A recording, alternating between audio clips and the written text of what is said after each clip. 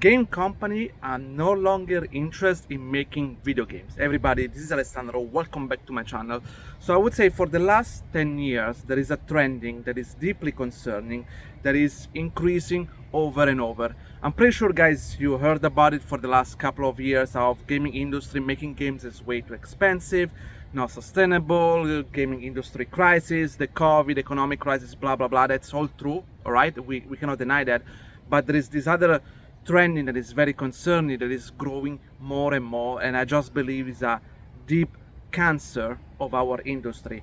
And I'm talking about there are some game company, could be brand new game company created only for this purpose, or older game company where they're not interested in making games, not at all. All right, what they see is like there is a famous IP, Call of Duty, Grand Theft Auto, Genshin Impact, Overwatch, you name it, right? The major IP that are making, you know, millions of dollars. They have millions of players playing those games, 10 million, 20 million players, and they feel like, you know what, I think we can copy that one. I think we can just copy this game, making exactly the same, and we probably we're gonna get some millions of players playing our game, and we're gonna make millions as well, right? I think that's the only pitch that those companies are making to investors, because when you see their product, when you see their games, there is nothing else left. They're just trying to follow a trend and bluntly copy one-on-one famous game, and then they fail, because 95% of the time these tactics, where you don't even try to do anything new, you just want to copy one-on-one, it will lead to fail. And then companies shutting down, and they're like, oh, we spent $200 million, $100 million, and it didn't work very well. Nobody's playing our games, duh, right?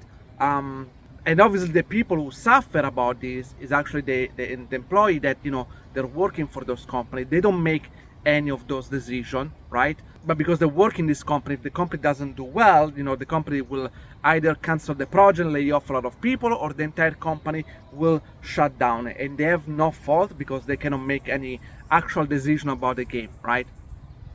Of course guys, don't get me wrong, there are plenty of companies that what they do, they get inspired, and listen to this word, they get inspired by other successful IP and games, and they think about it, you know what, I love these games, I love Overwatch, I love Call of Duty, but you know, I think this game is lacking here, this and that, right?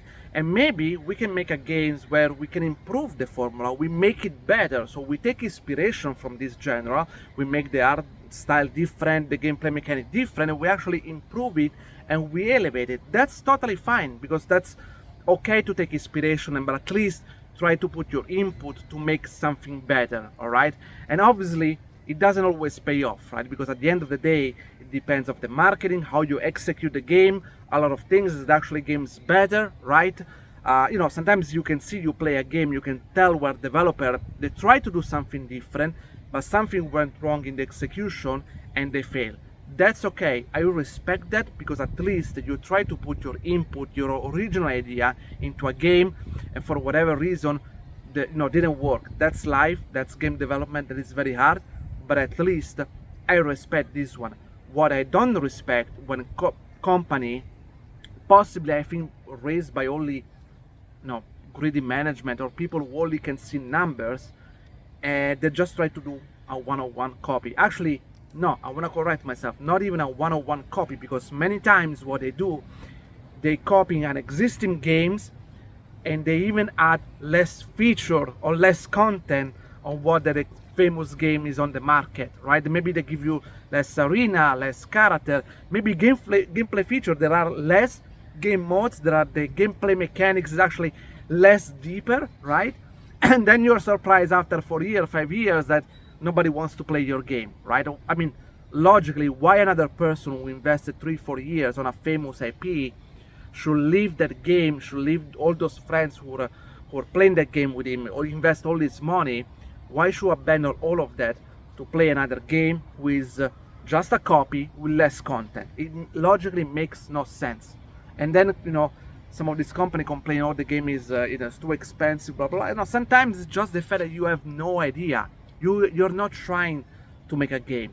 You're just trying to copy a product and trying to make money. And in my opinion, this strategy will fail 95% of the time. And player can see that, people can feel it. It's enough to watch a trailer. Sometimes I know people say, oh, you shouldn't judge a game before playing it. It's not true anymore. Sometimes it's enough to see a real gameplay trailer to tell that this game has nothing interesting to offer. They just try to rip off another game, they didn't do anything new, and they fail. How do I say that? Because right now, in today's age, a trailer is just simply an advertisement to convince people to get hype into their product, to do pre-order, and to sell and to buy their games. It's an advertisement, a trailer. That's what it is. So the company, they will shoot the best bullet that they have. They will showcase the best feature that the games that they have to encourage people to move and to pre-order the game and eventually to play their game, right? Nobody wants to do a trailer where you show the worst part of your game, right? You want to show the best and convince people. And again, when you see those trailers, you can see there is zero original content or idea in those games. And people are not stupid anymore. People can see it and will completely ignore. But there are still more and more, that's what is concerning for me. There are more and more companies just doing this, just chasing trends and then try very, very little to innovate. And then they complain, oh, the industry expensive, the crisis. No, it's not. I mean, there is some truth, of course, about that, but there are many cases where there's nothing to do about this. Because if you are not trying to make a game, if you're not trying to make a product with quality, passion, and love, then what can you expect, right? Obviously, it is gonna fail. And then the funny things where there are games like Cyberpunk, Baldur's Gate 3, Elden Ring, that by the way are all single player games that historically they should not sell very well, that you can see where the developer who make those amazing games, you can see that they love games. You can see that they want to make something fun, that people want to play, that they want to play, that you can put all the effort, they do above their own means to try to make a product with quality, that they don't cut content to sell you later, that they don't make the experience shorter or shallower just to upgrade it later in the future. They want to give their best as possible to give to the player the best product as always. And when those things arrive on the market, then everyone else panic. Oh, okay, guys, this is not the norms, by the way. What they did is an exception. You know, you shouldn't expect every game does like this. You know, they've been criticized and they've been ashamed for doing a good job.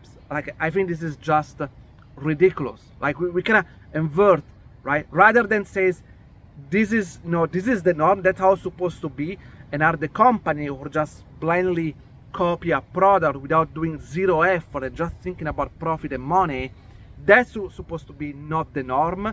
And people who have passion and love for the art and for the craft, that's supposed to be how things are, right? No, now we are flipping it. Those are the ones who need to be ashamed because they made a product that looks amazing and everybody wants to play, despite being single player and not a multiplayer cash grab money, right? Which again, I have nothing against this, but I'm against about company who don't even try to make a product, right? I want to make this very clear. It's not that I'm against multiplayer game. I used to love them as well. So that's exactly what I want to make clear about it. Think about it, guys. There is Skyrim, a game, yes, probably 13 years old. It's still very played today because the game was amazing, was huge, has a lot of content, great mod community, right? Again, you can see the people who did that, they have passion and loves for those games. Now, as I mentioned, there are more and more companies that are trying to do this one. They're trying to chase trends, right? And what I want to share with you guys is that you heard all of the big one, right? They maybe do huge amount of investing, right? That eventually when they fail, when they shut down, when their games doesn't do very well, you hear the news, right? But I can guarantee you guys there are probably hundreds or even maybe thousands other companies that are trying to do exactly the same and you don't even know about it, right? Because they don't hit the news, right? Maybe there is a new company being created to make these games, right? They don't announce it most of the time, right? They try for a couple of years, they see that, you know what, it's not going very well. After 2 or 3 years of investment, they shut down everything. But those things don't hit the news because, again, maybe the company is very small, they didn't announce anything before. It's not that everything needs to be announced all the time. That's not the tactic from everybody. But what I'm just telling you, that there are companies that are doing this kind of behavior are more than what you think of, right? And that's what I'm saying is very, very concerning. And that's what I think the industry needs to have a shift. We need to go back to a point where people want to make good games and not just thinking about profit. Again, I'm not against capitalism or profit, but if that's the only thing you're thinking about it and you're launching a company only because you want to copy someone else's project and not because you want to make something good, right? And you don't even know why their game is successful, probably you need to change your job or you need to change industry, because I don't think this is very sustainable anymore. I think we're gonna see a lot of, well, we're seeing right now a lot of companies being wiped out completely, and I think the one that will remain that are the one that will try all the one that are. So, but what does it mean for you that you are, a worker, that you are an animator, a 3D artist, programmer, right? I think for you guys, you need to be very aware of your surrounding. If you're working in a company like this, you're working on a project that you can see that this company is not trying to do anything meaningful, right? They're just trying to copy paste of an existing product. I understand that right now we are in a situation a lot of people are desperate for a job, so maybe they are just doing it because they want to get paid. But as soon as you get out of that situation, try to look for a better job, because if you are in a situation like this, if you're working for a company like this, chances are at some point they will always lay you off, or the entire company they will shut down. And when this will happen, there will be a lot of people working for that company looking for a job at the same time. You don't want to wait this to happen to you. You want to do it early. So look around yourself, be realistic, right? Notice if things are not going in the right direction, and if you see that things are like this, jump out of the ship and look for a better job, because you deserve something better. As I mentioned, also because as I probably mentioned, you don't have any real power to make any decision. When a company is going this direction, the employer are not making those decisions. There is usually the upper management, the investor. They're like, okay, no, we just want to copy this game, just copy this game, follow the trend, and that's all. And you have zero power to change their mind. So it's better that you look up for yourself and you look for a company who respect more your art and your craft.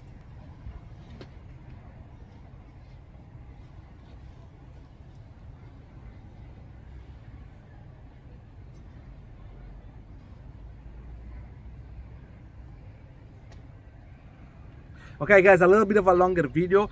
Again, I don't want to discourage you about the industry or anything, but when I came into the industry, it's mostly because I love games, right? I love games, I love playing games, I love making them, and I do believe that games is a form of an art of entertainment, right? That involves a lot of discipline. That's what is the beauty for me. So when you take the art, the desire to making a good games out of the equation, well, for me then it becomes just a job like another one. Actually could be even more tedious. If I have to just work in a company where that's the only direction we're going, I'd rather work in a bank, because at least I will pay it very well and I will do something I'm not passionate about it. Because me personally, I couldn't not work in a company like this that has a very, very narrow vision. And again, in my opinion, it looks like they're not even interested to make games. And I recommend to work in these games. Yes, I think can be financially you can do very well, that's a great stuff, but also you can bring value with your passion and with your craft, right? So you need to work for a company who appreciate and value that. And I know things are, it is true that making games is very expensive, but I do believe that, game company who take the risk will be always more valuable than the one who they don't. Because there are also